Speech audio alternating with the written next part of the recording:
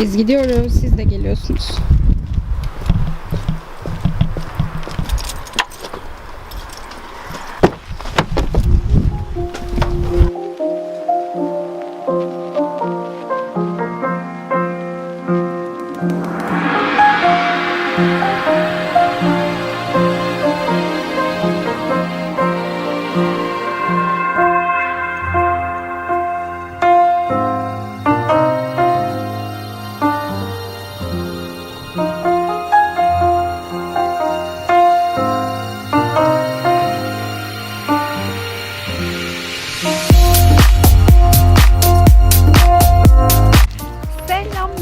Cumartesi ve biz klasik cumartesi yürüyüşümüzü yapıyoruz.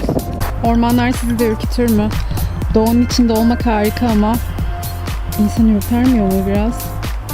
Sessizlik.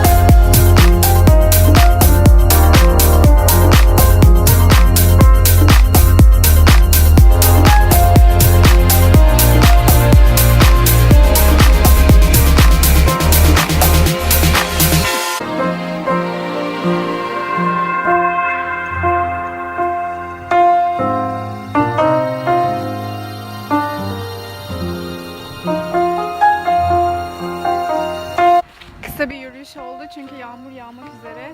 Eve döneceğiz ama umarım keyifli görüntüler oluşturabilmişizdir sizin için. Görüşeceğiz tekrar.